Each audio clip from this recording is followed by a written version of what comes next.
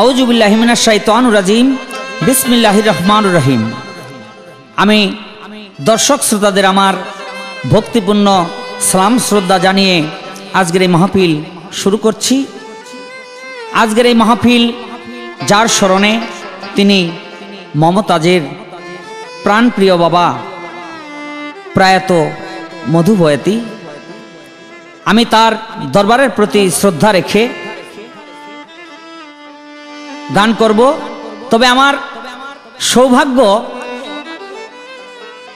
আমি সৌভাগ্য বলে এটা শেষ করতে চাই না যে বাংলাদেশের অনেক বাউলের সাথে গান করেছি, কিন্তু বাংলাদেশ জাতীয় সংসদের কোনো সদস্যের সাথে গান গাওয়ার সৌভাগ্য আমার এই প্রথম হইল। তবে গান গাইব কি, একটা কথা শুনে আমি কি বলবো, যে প্রশ্নটি তিনি করেছেন যে তিনি এখনো এমন ধরনের প্রশ্ন মনের মধ্যে রাখছেন সেই সংসদে থেকেও, এটা একটা বিরাট দিক। আর আরেকটি কথা হলো যে এক গল্প দিছে, কয় এখন তোমার চতুর্দিকেই বাঘ, তোমার করার কিছু নাই, যা করার বাঘই করব। কি কমো, আপনি অনেক বড় মাপের মানুষ, সারা পৃথিবীর মানুষ আপনাকে চিনে। তারপর একটা কথা কই, এক বেডির স্বামী মরে গেছে, 5-6টা পোলাপান থুয়া,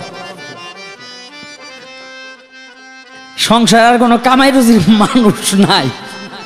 বেডি কয় এগুলি যদি পুরা এতিম হয়ে যায় তাই আল্লাহই দেখবো, আমিও মরে যাবো। এক পাহাড়ে গিয়ে উঠছে আত্মহত্যা করার জন্য। আজরাইলে আবার পাহাড় দিয়া যায়, আজরাইলে কেন উঠছত কেন?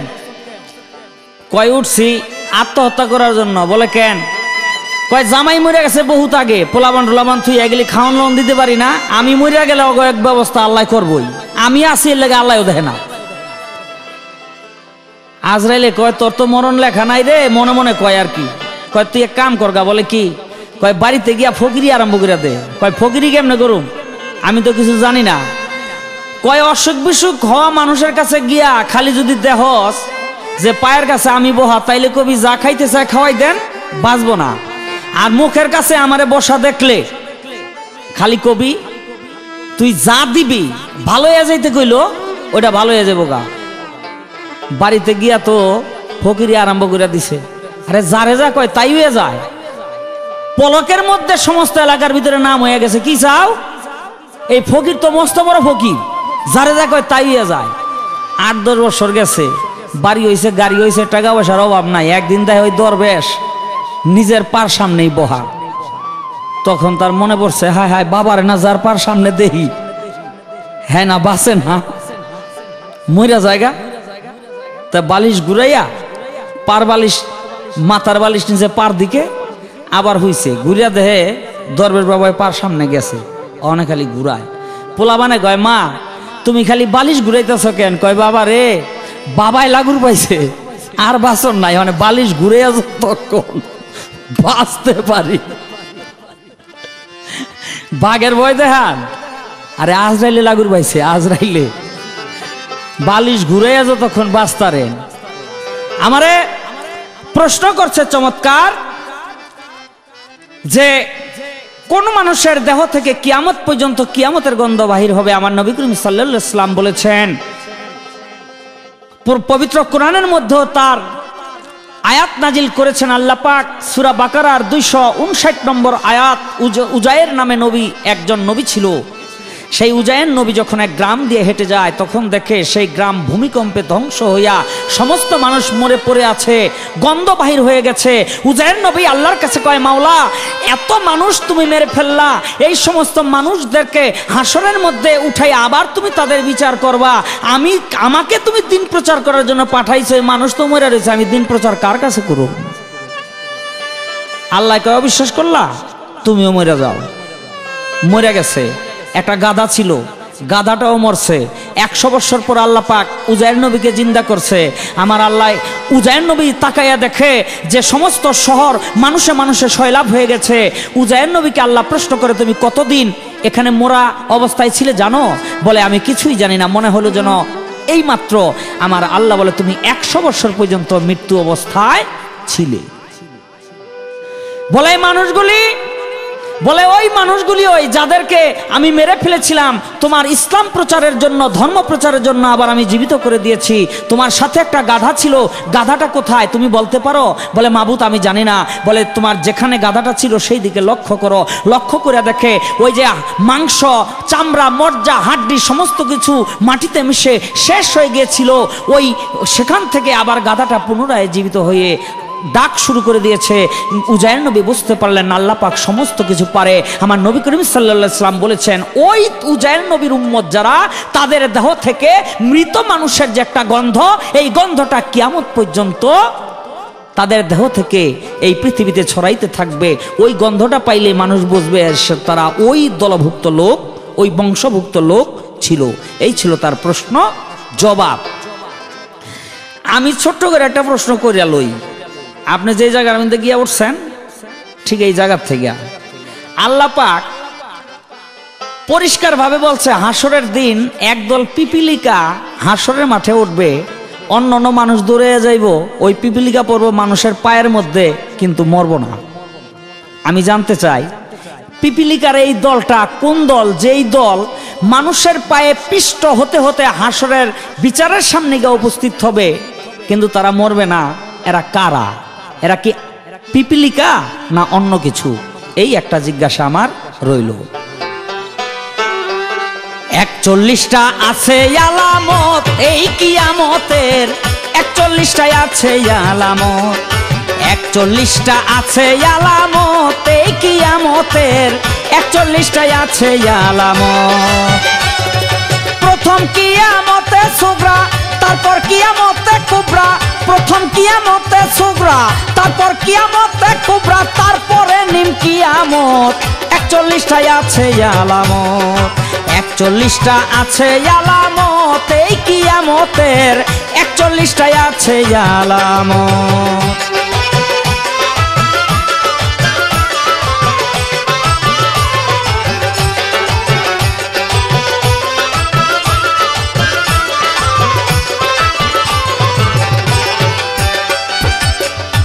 মুমিনি ভাই,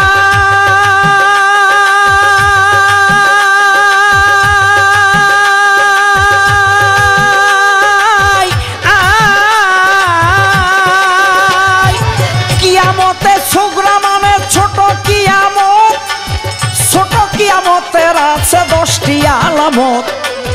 মেয়ের সংখ্যা বৃদ্ধি পাবে, কমিবে পুরুষ, অর্থ উপার্জনে বিদ্যা শিখিবে মানুষ, 30 জন মিথ্যা নবীর হইবে প্রকাশ, শরম লজ্জা ঘরে ঘরে পেয়ে যাবে হ্রাস, মানুষের আয়ু কমিবে, খাটো হবে ক্রমে, দাঙ্গা ফেসাদ দেখা দিবে আলেমে আলেমে, নতুন নতুন আলেমেরা পুরান আলেমেরে নির্ভুত বলিয়া গালি দিবে এ সংসারে, ইসলাম ধ্বংসের ষড়যন্ত্র বিধর্মী করিবে, মুসলমান বিধর্মীর হাতে মরিতে থাকিবে, হইয়া দিনের মুসলমান অমান্য করিবে কোরআন,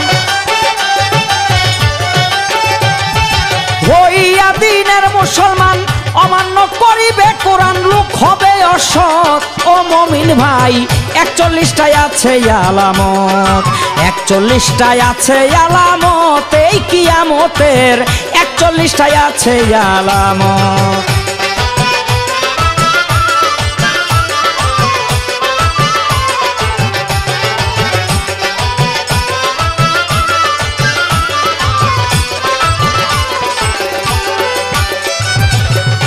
মুমিনি ভাই,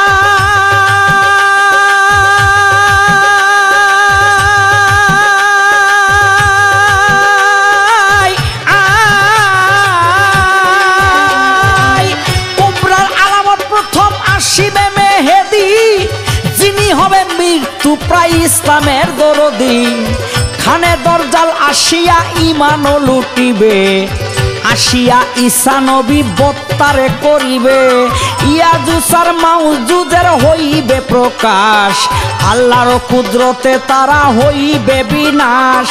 তারপর ভূমিকম্প ঘন ঘন হবে, পশ্চিমে উঠিয়া সূর্য পশ্চিমেই ডুবিবে। দাব্বাতুল আরত আসিবে আংটি লাঠি নিয়া, মুমিন প্রবীণ দিবে সে যে বাছট করিয়া। উত্তরি বাতাস আসিবে দক্ষিণী আগুনে, ইমানদার মারা যাবে সেই কঠিন তুফানে। বেদিন আর বেঈমান যারা বাঁচিয়া থাকিবে তারা, ওরে বেদিন আর বেঈমান যারা বাঁচিয়া থাকিবে তারা। নবী কয় উম্মত ও মুমিন ভাই 41টায় আছে আলামত, 41টায় আছে আলামত, এই কিয়ামতের 41টায় আছে আলামত।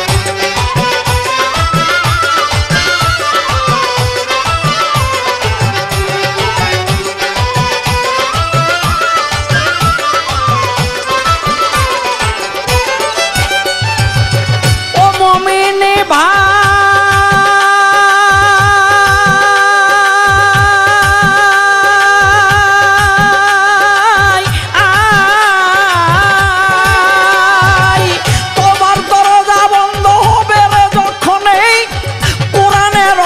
সেদিন থাকবে না কোরআনে। হাফসিরা কাবা ঘর ধ্বংস করিবে, সাগরের তলদেশতে স্বর্ণ বাহির হবে। চোখের পলকে মানুষ হয়ে যাবে ধনী, নিম কিয়ামত ঘনিয়ে আসিবে তখনই। আল্লাহ বলবে ও ইসরাফিল আর কইরো না দেরি, আমাকে ডাকার লোক নাই ফুদাও তাড়াতাড়ি। শাহ আলম তার সিঙ্গার ফুকে থাকবে না এই ধরার বুকে, শাহ আলম তার সিঙ্গার ফুকে থাকবে না এই ধরার বুকে। পাহাড় আর পর্বত ও মুমিন ভাই 41টায় আছে আলামত, 41টায় আছে আলামত, এই কিয়ামতের 41টায় আছে আলামত। ওরে প্রথম কিয়ামতে সুগরা, তারপর কিয়ামতে কুবরা, প্রথম কিয়ামতে সুগরা, তারপর কিয়ামতে কুবরা, তারপরে নিম কিয়ামত। 41টায় আছে আলামত, 41টায় আছে আলামত, এই কিয়ামতের 41টায় আছে আলামত, 41টায় আছে আলামত, এই কিয়ামতের 41টায় আছে আলামত।